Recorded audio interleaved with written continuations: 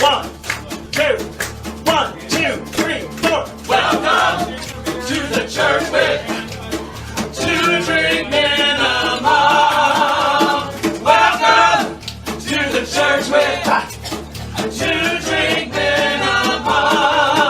We are interfaith, interspiritual, God optional. So relax and get ready for a celebration.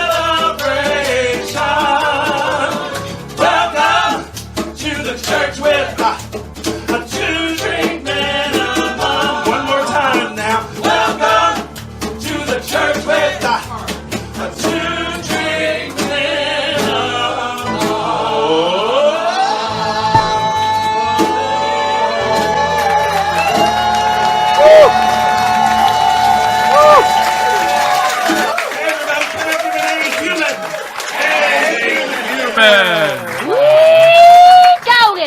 I know. How are all the wee doggies out there? Doing good? You made me laugh. I just spewed tea through my nose. It happens. It happens to the best of us, doesn't it? Oh my goodness. Tea through your nose. What a what a lovely reminder of childhood that always was, right? Remember laughing with your friends around the in the cafeteria? Somebody would say something funny, and then suddenly all the milk is coming out of your nose. Goodness. You remember that? Yeah. Mm-hmm. Chocolate milk. Chocolate milk too, right? Yeah. But they have phones now, so that's like you could go viral on TikTok. Spewing milk out your nose these days. It does burn. Shina says it burns. It really does burn. Yeah, that's why it's so funny when it's happening to someone else and not you. Yeah, and not it's always funny when it's somebody else, right? The happened cruelty to of me. children. Oh, Getting really off topic here. Hi. It's 20 degrees in Brooklyn right now and snowing. Yeah, it's probably a little more than. Is it 20 degrees? Really? Oh, it's 30. It's 30. Sorry. Well, yeah, it's snowing. Yesterday 30 degrees and snowing. Yesterday was 50. Yeah. So we were walking around. There's people like in shorts and things like that, waving to their neighbors, And today is a bit of. Yay! Mm-hmm. Welcome to life in 2022. I know. It's all good. So hopefully you're at home and well and safe, because I hear there is a superb owl out there that we're supposed to be expecting. A superb owl, apparently. He's talking about the Super Bowl. Sports ball. I have no idea what's. All I see on Twitter is just lurking for the superb owl. That's all I ever see. Well, it looks like Kathy's joined us. Hey, Kathy. Hey. And I want to say hi to everybody in the room and Connie on the and radio, and everyone on YouTube. If you're watching this later, we're happy to have you. Thank you very much. Mm-hmm. I've got some really great fun news that I'd like to share with you. Well, so I'm about to do my very first cabaret show since the pandemic, and it's going to happen on March 18th. And you're all invited, because I'm not going to do it in a club. I'm going to do it online in a cabaret club online that's called Metropolitan Zoom. And it's accessible to anyone in the world. So I'm so super thrilled. You can come. Yeah, that you can come if you want to. So this show is going to be called Simply Me and My Friends. And I'm doing it on March 18th, which is my mom's birthday. But of course, my mom has passed. So as they say on Facebook, happy birthday to Mom in heaven. But I wanted to do it on this day because of my special relationship with my mom. And I just wanted to share, all the stories and some intimate songs that I've written about her and for her, and also that she's played such a big presence in our lives over the pandemic. Now, she passed away right before the pandemic on a full moon, which was an amazing, powerful time to pass. And she, left us a little bit of inheritance that allowed us to buy our property in Vermont. Our forever home and complete our dream. We've been working and saving for this dream for years and years and years. Yeah. She gave us to get over the hump, to get it actually purchased way sooner than we were ever going to do it on our own. It really was such a blessing. And really so was. I really want to honor her and share a little bit about her with all of y'all. And so I'm going to put in the chat, or either can you share the website? Sure. I want to show you how to get there. So I want to do this. This is where you can buy tickets. It's at my website, a special place on my website. It's let me do it this way first. www.yolanda.net/simply. And here we go. I think we're going to share this now. Yeah, you can see that, right? Cool. So, so that's my friend Ashley, who's going to sing with me. And that's Kenneth, who's my favorite music director. And this is Metropolitan Zoom. It's March 18th, 7 p.m. Eastern Time. And there's such a cool thing. There's so much fun about this Metropolitan Zoom thing, because you get to, as if you're in a club. There's a curtain, and there's a video bartender that shows you how to make drinks. And then there's like a warm-up A laugh track. a laugh track and a warm-up act and all this kind of stuff. And you get to go at different levels, and the money we raise is going to help us pay our taxes for our property. So if you'd like to join us, you'll be helping us a lot. Help support us homesteaders. In Vermont. I just wanted to tell you that because also right before that, on March 13th, is our next Sounds of Awakening, and Kenneth, my music director for the show, is going to be my special guest. Oh, you guys are gonna love Kenneth. Yeah. Well, you've heard him already, because you've heard this. Oh well, you've heard my music. If you've heard Yolanda's music, you've heard a lot of. You've heard a lot of that high tenor in the background is Kenneth Cartman. Kenneth Cartman. He's such a great guy, and so I want to share all that with you, and for a little something different for our sing along today, because we're gonna share the lessons. I'm gonna sing a song that Kenneth actually wrote. Well, Kenneth and I wrote it in the car together on our way to a retreat together that we were doing. And this week is a really super great week in A Course in Miracles workbook lessons. Oh yeah, because it's the first 50 lessons. Yeah. Right. And so we're on like 44. Today we are. We're like 44. We're like winding it up. We're galloping toward the end of the first 50 lessons. Yeah. And So, they're really spectacular. They are. I love the first 50 lessons so much, and so we're going to go over the workbook lessons here in a little bit. But I want to share with you because this week, in a few days, about 5 days, will be lesson 50, which is one of my favorite lessons of all time. And so me and Kenneth wrote this song, which I'm going to play as our sing-along today. And I think you can pick it up. It's very simple, really, especially if you know lesson 50. So here we go.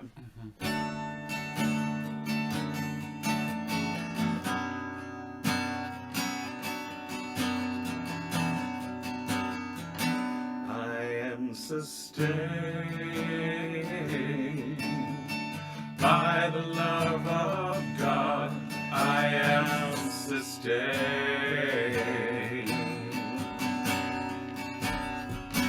I am sustained by the love of God. I am sustained.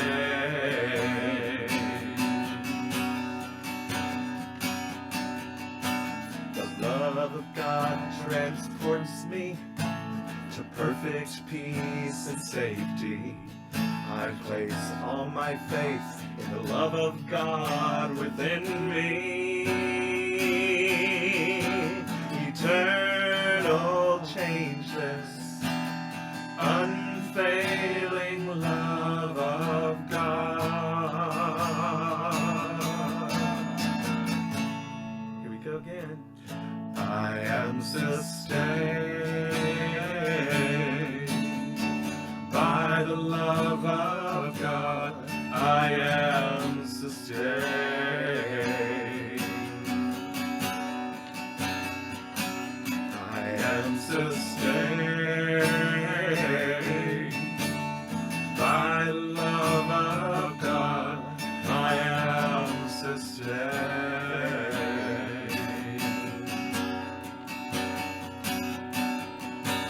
The love of God transports me to perfect peace and safety.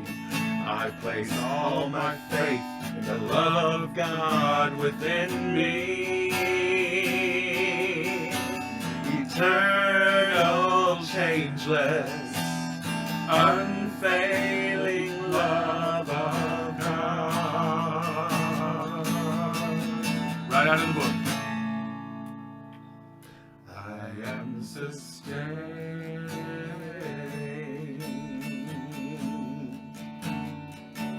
I am sustained.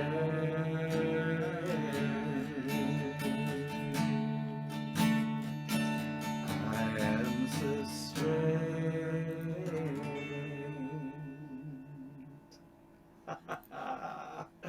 Oh, yay, I'm so glad you like that one. It's one of my favorites too. I was like, wow, just to say Have you ever that recorded over that and one? over. No, we've never recorded it yet.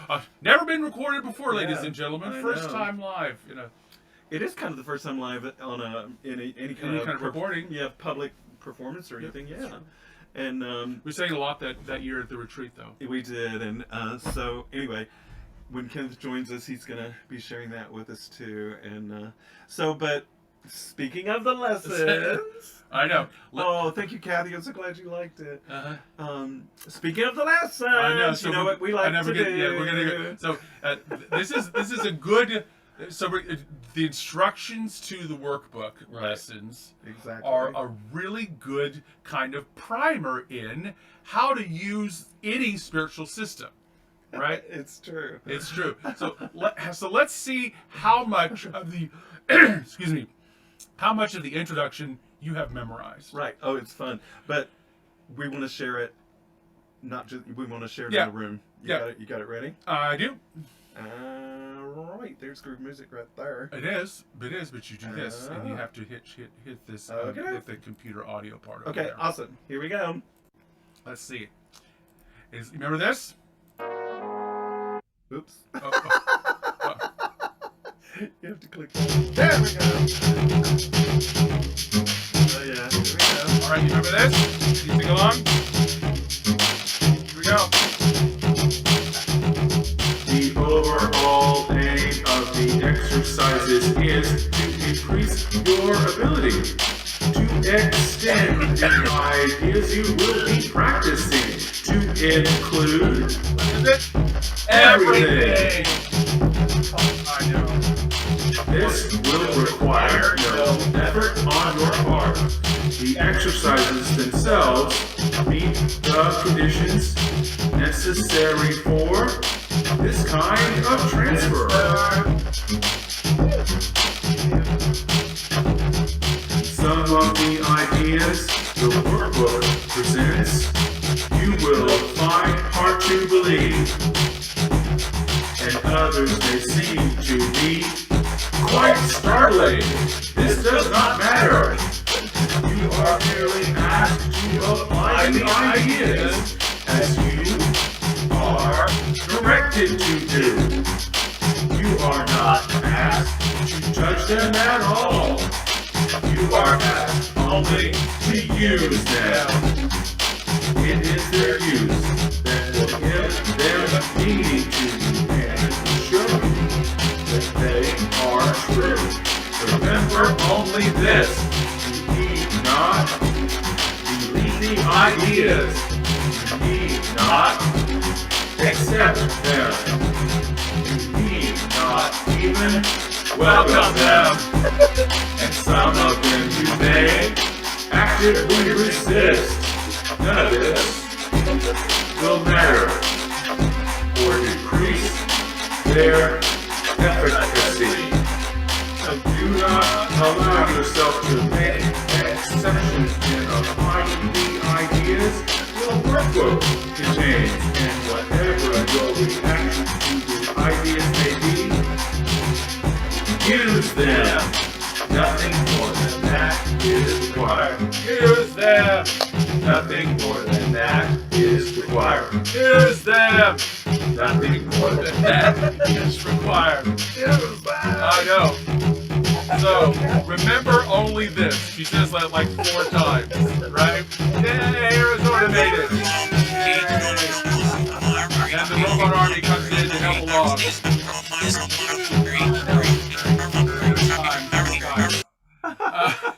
So, let's take a look at these lessons that we're going to try to apply and work with whatever comes up. Whatever comes up. Right. Even if we resist. I remember so so we're gonna start a few days back, Uh-huh. 3 days back, because I have another song that goes with this one, which we usually sing. I know that was our usual song. This is our usual song, but anyway, lesson 41 about 3 days back was God goes with me wherever I go.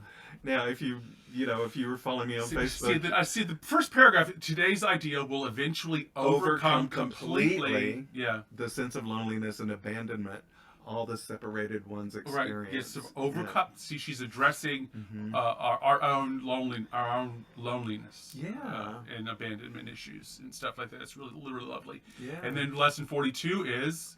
God is my strength. God is my power. God is everything I need. Okay. And vision is her gift. Okay. God is my strength. Vision is his gift. Okay. Yeah, that's it lesson 42.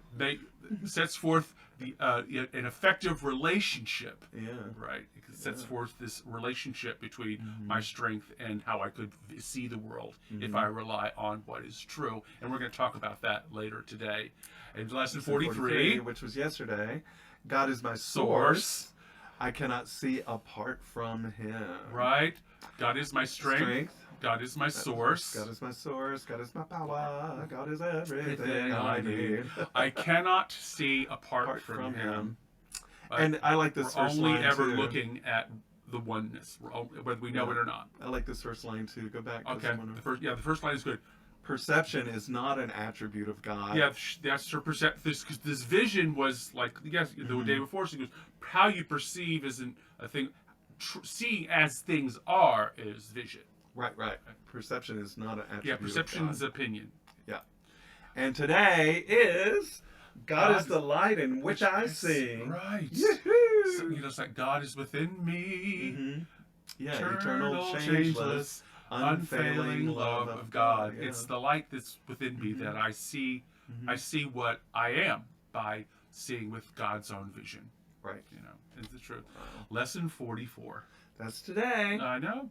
Lesson 44, the Superb Owl Day. For those of you who are just turned in, he's calling the Super Bowl the Superb Owl. It is the Superb. I don't know. I have no idea what this Super Bowl you're talking about. It's great salad, I'm sure.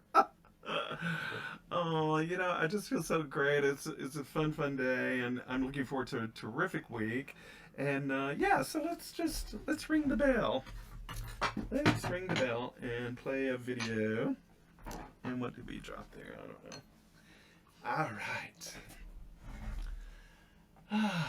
The music that Sina was playing right before we came in was so absolutely lovely and relaxing, and it makes me so happy sometimes just to, be still, of course, and be quiet. So here we go. Let's take a little moment.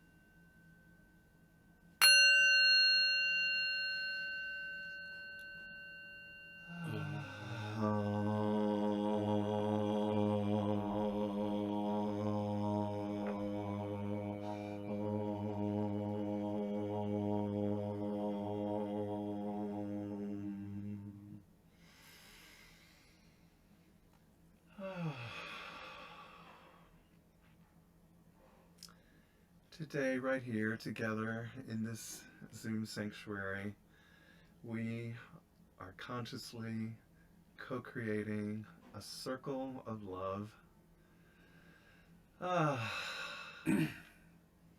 this circle of love bubbles up from within us because we are made of this unconditional love, this circle of unconditional love, which bubbles up inside of us and spills out into our rooms and into our apartments and homes and streets and cities and states and our country and our world. And it encompasses and embraces everything that we like and everything that we do not like.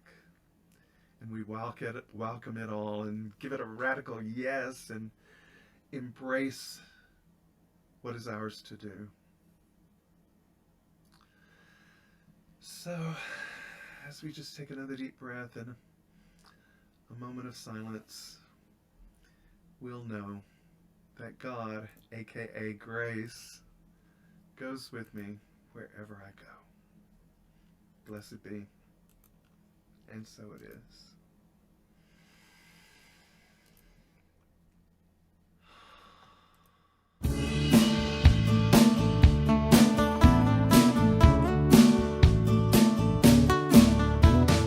Grace goes with me. Wherever I go, she goes with me. Sacred mystery. Wherever I go, Grace goes with me. Wherever I go, sacred mystery. Wherever I go, her light surrounds me, her love enfolds me, her power protects me, and the presence of grace watches over me. For wherever I am, she is, and all is well. Grace goes with me wherever I go. Grace goes with me wherever I go. Grace goes with me. Sacred mystery wherever I go. Grace goes with me wherever I go. Sacred mystery wherever I go. Her light surrounds me, her love enfolds me, her power protects me, and the presence of grace watches over me. For wherever I am, she is, and all is well. Grace goes with me wherever I go. Wherever I go. Wherever I go.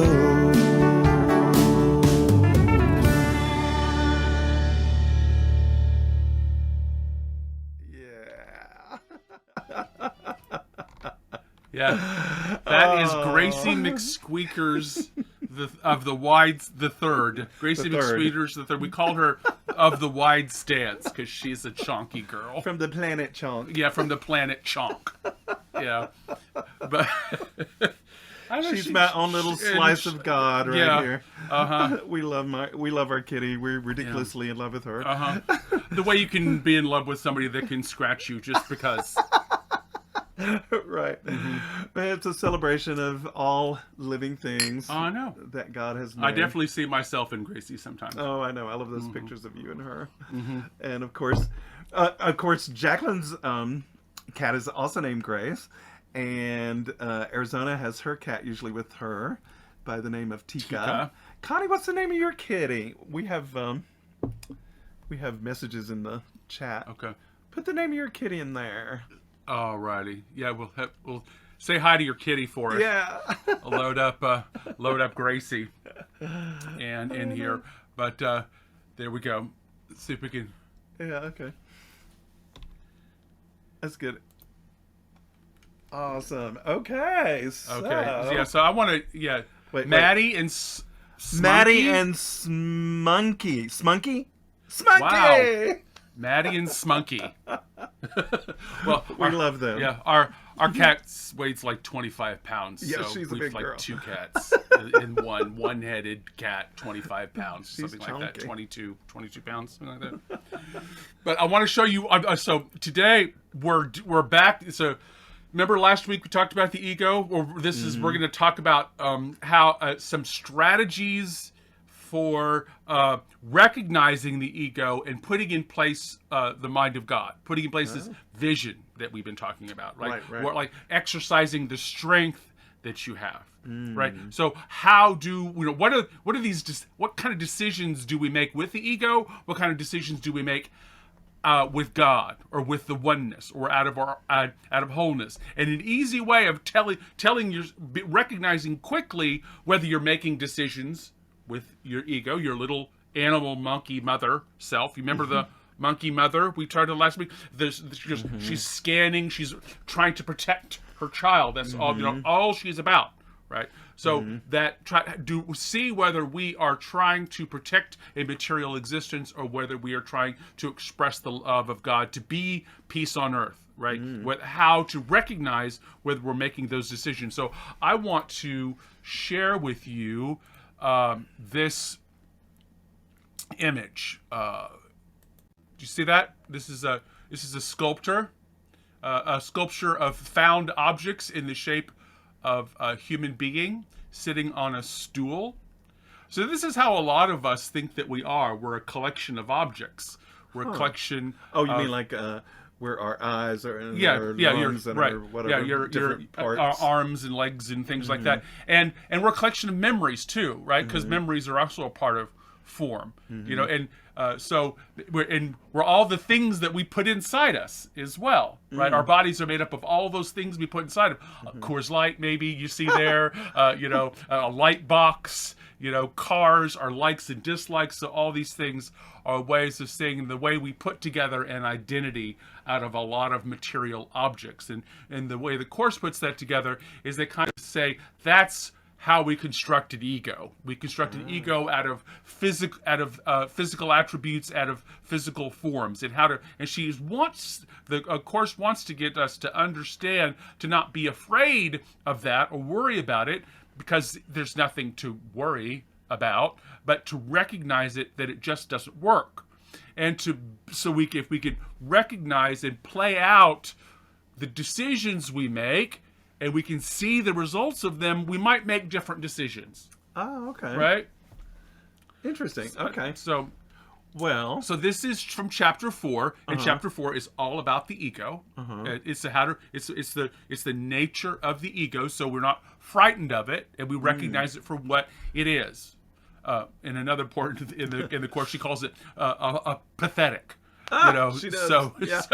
so this is Course in Miracles chapter 4, the illusions of the ego. This is section 6, the ego body illusion. So that's why I wanted you to say that how we construct our bodies is a lot of how we think of our identity, right? Yeah. We dress according to our identity. We present according to our identity. None of this is a problem, which just needs to be consciously done. It. We're going to get into that. Well, I'm certainly consciously doing it.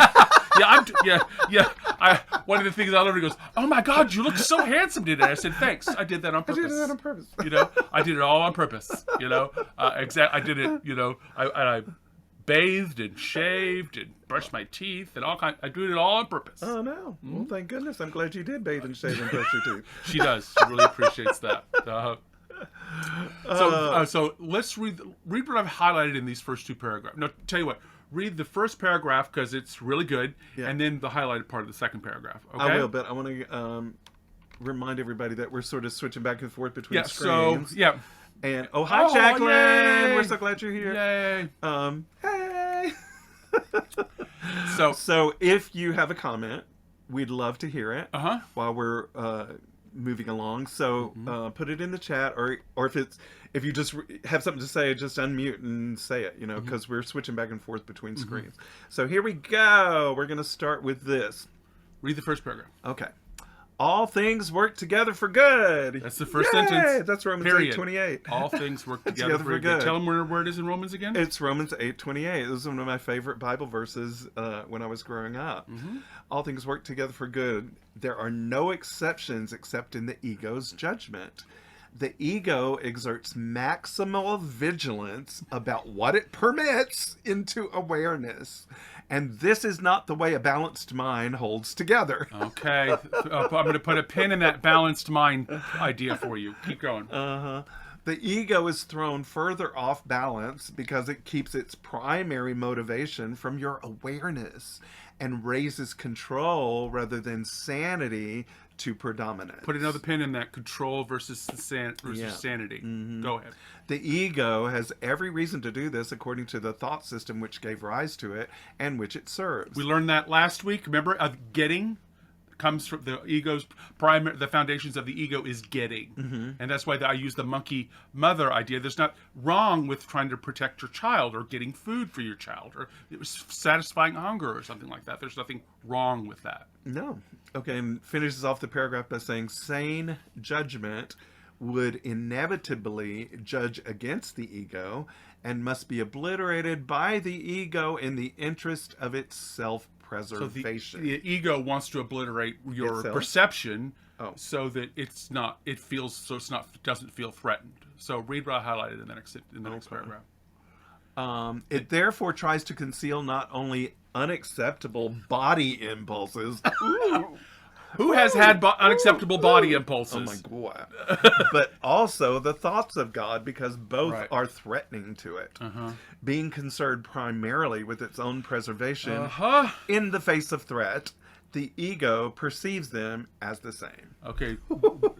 So, thoughts of God, your own truest nature, voice of the Holy Spirit. We've talked about these things lots of different ways, or unacceptable body impulses. Do you love that? I think my body is anymore. doing things that I want to do, things that I should not want to do. I know, right? Oh my God! I know please. it's heartbreaking, really. So this is an idea of control. Then you can see this control versus sanity. Yeah. Okay, and if you're really working with all things, and if you want to prove that all things are working together for you good all the time, right? All things working all the time for our good. Okay, but the ego doesn't see it that way. It uses maximal vigilance. It all of its little bodily strength to keep the knowledge that all things, the wholeness, all things are working together for our good, from our awareness. It's about self-preservation. It's the body's condition, the material object of our body, because a lot of us have a transactional relationship with the world according to our bodies. Right, I must keep my body beautiful so that people want to, have a transaction with it. And this filters out and judges body images and body urges as problematic if they don't fit this idea of preservation for the ego, this image that we've idealized image that we've made for ourselves that should work in the world and give us everything that we need. It doesn't work. She's asking us to take a look at why we think this is so. Because if we looked at it, we would say this is ridiculous. It's absolutely ridiculous. Happy people can be every shape and size and color and all kinds of things. Happiness doesn't depend on a material existence. It's ridiculous on its face. And she says, if you don't recognize this, we operate out of this sense of I am my body, I am not free, I don't have anything I need. If we operate in that way, then the result is just an unbalanced mind. Not that we're bad or anything like that. It's just that we're not balanced. And if you aren't balanced, you can't walk. Yeah, you can't move, and it's very difficult. Being dizzy, is being, and all these signs of dizzy. That's a sign of real sickness, an unbalanced mind. Yeah. And so the reminder here is the ego is built on the foundation of getting and making, right? Versus truth, we could be building on. She wants to discover in our own brains our own heads, our own thinking, discover that the truth is also speaking there, and that's creating with God. And reminding us, remember from last week, is to be harmless and helpful. We want to participate in being harmless and helpful. Are the decisions I'm making, the things that I want, harmless and helpful to my body, to other people, the world? Is this what I want to do? And so this knowledge that we're harmless and helpful, that we are creators and not makers, balances our mind. Yeah. Right. So we're on stable ground, and we're not about to tip over or about to fall. So, and even falling is okay, because even then we learn, I was unbalanced. There's good in all of it. Okay, so what is true is always true. We know that abundance and the presence of love, which we learned last week, that it's about, the truth tells us about abundance. The ego talks about lack. That's why you have to have, I need a perfect body and everything like this, right? And I need to be smarter and all this. So the truth is always true, that the abundance is this presence of love. So read this next bit I have highlighted. I will, but I want to check there's something in the chat. Let's see. God is the light of awareness in which I see. Equals awareness alone is curative. Yes, it does, because when you see, that's the vision that she's talking about. You can see that, all this is actually working for my good. It's actually, things are actually falling into place. And so, like, I love that line. It goes, sometimes when things fall apart, they fall together. Yeah. Right. So read the 6th bit. Okay. Any thought system that confuses God and the body must be insane. Yet this confusion is essential to the ego, which judges only in terms of threat or non-threat. There's the monkey mother to itself. It's not good or bad. It's just his only sees in this narrow vision. So just go ahead and read that. In one sense, the ego's fear of God is at least logical, since the idea of him, God, does not dispel the ego. But fear of the body with which the ego identifies so closely makes no sense at all. Okay, confusion versus knowledge. We see that clearly in this paragraph. Confusion versus knowledge. Sanity versus control. Confusion versus knowledge. The ego's range is just vicious to suspicious. Right. And believe you me, if you are searching for a threat or searching for conflict, you will find it.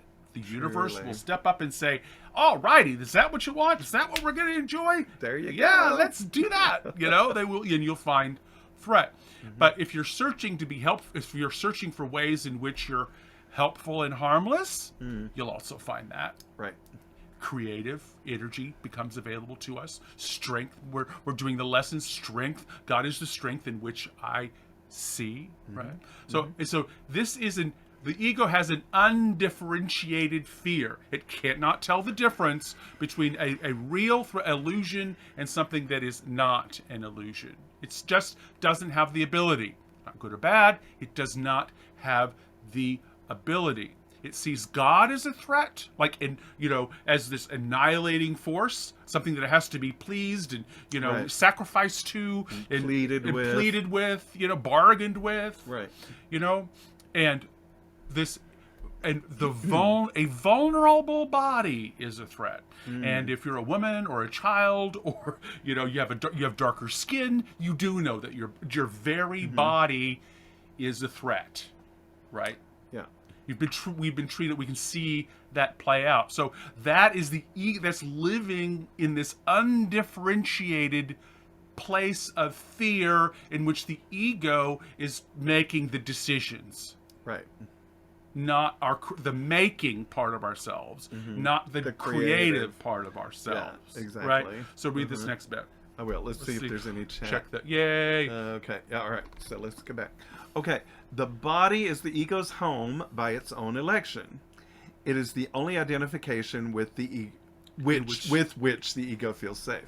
Since the body's vulnerability is its own best argument that you cannot be of God. The body's vulnerability. It's double speak, isn't it? I'm the body. You're not. You're me. You're not God. You need me. And so, Where can I go for protection? That becomes the question. Right. Once out of awareness, the question can and does produce uneasiness, but it cannot be answered because it cannot be asked. There's that the ego needs us to be when we rely on the ego, we're unbalanced. The ego thinks it has needs, it doesn't have any needs. So when we rely on the decision making or act on the foundations of getting, right? That is a transactional existence, tit for tat, right? And it's unbalanced because you're always trying to have an advantage over someone, so you try to give as least as you can and get the most that you can. It's called a bargain, right? And we do everything that way. We're supposed to be smart when we disadvantage someone, okay? So this is the thinking of the ego, just to recognize it, not to beat ourselves up, but to understand it and don't participate in making our decisions that way. The ego is at home in the material world. It's at home in the material. It is the material world. It is part of material existence. Our ego is at home in the material world, or profoundly at home. It just, both of those things. That's why it's unbalanced. And this is the fundamental unease, and we can recognize this, the fundamental unease at being in a body, being flesh, being, having to eat. And, Cornel West said, being a being that is born between, two different. It's really gross. I don't know the Cornel that you're talking about. Cornel West talks about the way we're born through blood and stuff like that. Mm-hmm. Oh yeah, okay. So our ego is at home in the material world, and this is the fundamental unease at being a body and being flesh. Is also why some robots come realistic looking robots can be kind of gross. Like realistic dolls can be kind of frightening. Okay. Because they're inanimate and they look like us. We recognize that. And so we ID with the ego. We identify as the material world. We want to be comfortable. It's like, I should be comfortable in this material existence. This is about vulnerability and the destruction, the knowledge that we're decaying, the knowledge that we're coming and going, the knowledge that we are born, we've watched our parents die, our friends, our pets, watching this material existence arise and fall creates ennui and very, very uncomfortableness, and we want to protect this and live a long time and those things. So making decisions based on that is what the Course is asking you to just recognize it when we do it. We're unable to ask the question, then what? Then how can I protect myself from this? So she goes, you want protection. Where do I go for protection? Because the ego can't offer protection. The material world doesn't have that sense of protection that we're seeking, right? Because we're eternal. We are one mind. There's one thing happening here, this expression of life, and we can live from that place if we choose to see and act on the foundations that are true: oneness, wholeness, peace. These things. So read the next bit. All right. The goal must be formulated clearly and kept in mind. Learning and wanting to learn are inseparable. Yes. You learn best when you believe what you are trying to learn is of value to you. Right. Okay. However, not everything you may want to learn has lasting value. Okay. Right. Haven't you want to learn how to I used to want to be invisible as a kid because I was so clockable and such a spaz that, it's just I just don't want to be seen, So this is a request for protection, right? This is the quest for protection. The request is this meaning is to make meaningful seeking.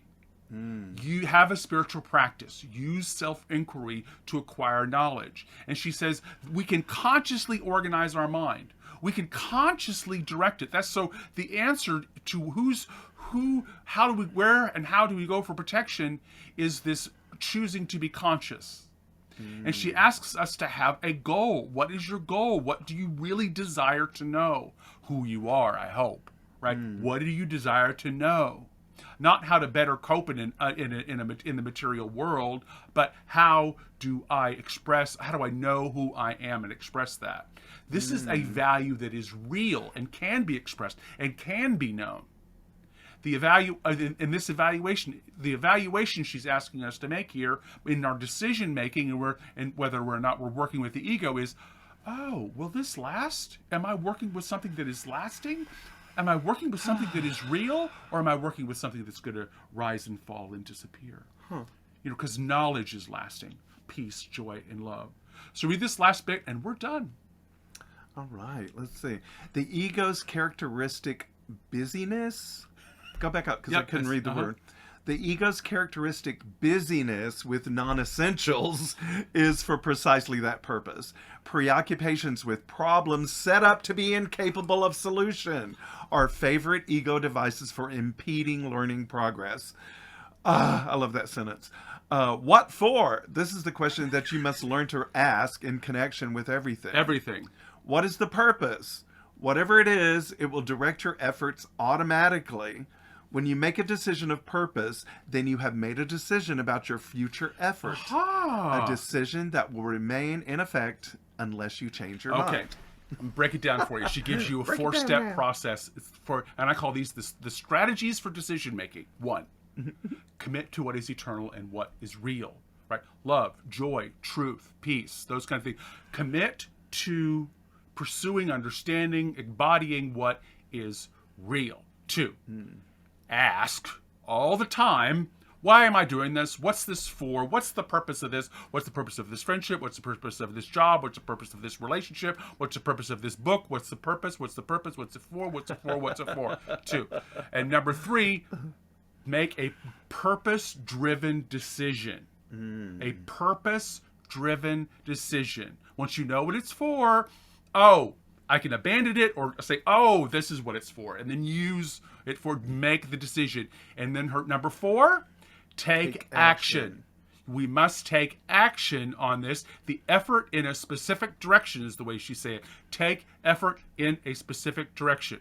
1, commit to what is eternal. 2, ask what is it for, and then move, and then make a decision to move in the direction of the purpose that is real for you, and take action in that direction. And she gives us the temptation to compromise or step out of integrity, which means that we're not matching means and ends. And she gives us another one, busyness for the sake of doing. Busyness just for the sake of distraction. This can be a real temptation. But I'm working hard all the time for this. Well, you're not really working on a purpose. You're working to be busy so you don't have to feel bad or something. You can examine this for yourself. And she makes a promise. Changing our minds about who we are, not a material object, not an ego, not a monkey mother who has to protect all of this from ever decaying, right? Change your mind about who you are means that we can change it back. Right? If we fall, if we make a mistake, we can it's about changing our minds. It's not more than that. And it's easier to change your mind when you're following this 4-step practice for decision making. And this is just practice. We're on chapter 4. So she hasn't even introduced a lot of concepts yet. So she's practicing looking at why you're doing what you're doing, whether it really does serve the purpose that you say you're about, whether it's bringing you self-knowledge or not. Right. Wow. So, I'm your favorite anarchist preacher, and you are at church with the 2 drink minimum, and this is the love of my life, the Reverend Yolanda. Hey. And I'm so glad that you are here and doing this with us. It's so important. How does taking action square with doing nothing? Oh, good question. Well, I don't have to do anything. Right. What I do is what I'm compelled to do. So I don't need to do anything. Everything's already perfect. Right. But there is art in this creation. How does taking action square with doing nothing? I take action on creating the experience of the presence of God. Right? That's where we are. because I can experience the presence of God. And there's action there. And it's for ours to do. And in another place, she calls this our role. And the role is to be a cooperative component. Our role is to be the oneness, to be the personification of doing and not doing. But here we are. Well, no, I want to play. And once again, no, I think we have time because once again, I think this is a good time to read this once again. My aspiration for the year. Oh, here it is. Okay. Listen to this, Kathy, and I'm sure you've heard me read it before. At the service of the divine we are. It is the divine who decides, ordains, and puts in motion, directs, and accomplishes the action. To me, that's sort of a good question, answer to that question, because it's like when I think, I'm just going to say for myself, when I think that I have to do something, that's not when I do it. Go ahead, Kathy. Can you repeat that, Yolanda? Oh, yeah. Isn't it great? Okay. At the service of the divine we are. It is the divine who decides, ordains, and puts in motion, directs, and accomplishes the action. So whatever action is yours to do, it is directed and accomplished by the divine itself. And for me, that really, trees grow up. Yeah. That is an action. Yeah. And they flower and fruit. Are they trying to do this? No. Is the capillaries, the water and nutrients moving up it's what it happen. Actions happen. The jet stream moves across because of the way things are. Things do. That's the nature of material existence. They are, things are moving. And so tell them about this. Okay. Tell them about what we're going to do here, Sue. Well, I think this sort of blends into what we've been talking about, strangely enough. The other day, Jacqueline mentioned on Thursday at Hillpog that she had watched my video called Transcendence. So I thought I'd share it today with you because it is a story of me when I was making an identity that wasn't really me and dreaming about expressing myself the way I really, really want to, and which I think is genuinely who I am, an expression of the divine. So let's watch the video. It's a little mini movie called Transcendence.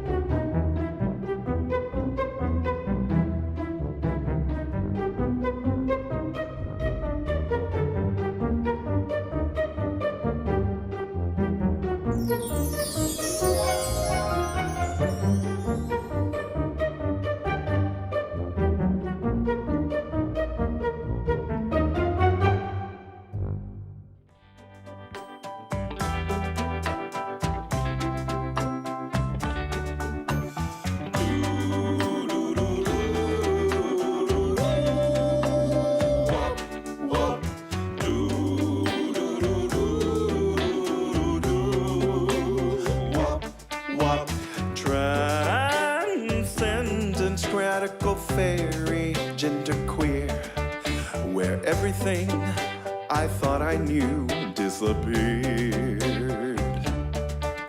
I'm non-binary, I'm feminine but hairy, both masculine and feminine, loving my padded underwear.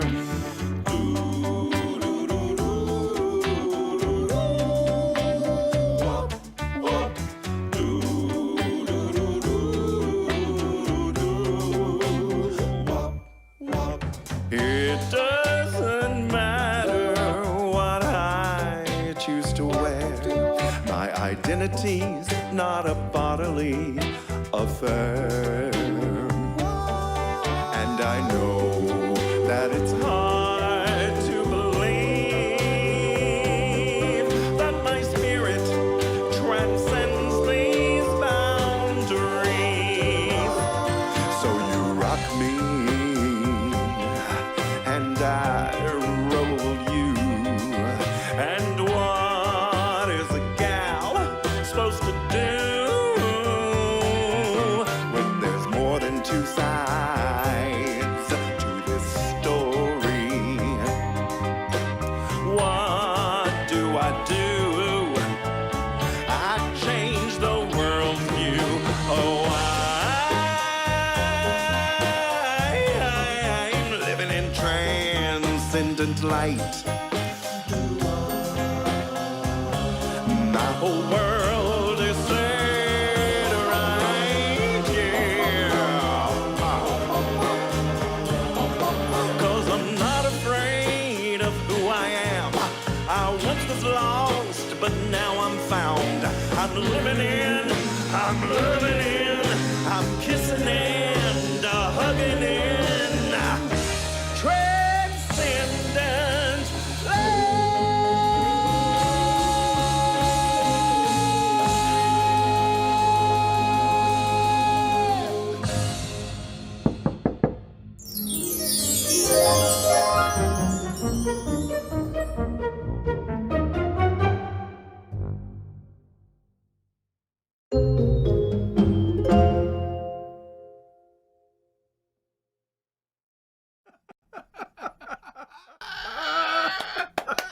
Oh, I'm so glad you enjoyed that. Had a good time. Yeah, I just thought I'd share that with you today. And so now we're at the end of our time together and staying for Jacqueline's Something Genuine. It so is. thank you for We're gonna be joining here all us. night, We'll so. be here all night, and we'll be here next Sunday for you. Thanks Thank you. so much Thank you for your joining practice. Glad you're us. here.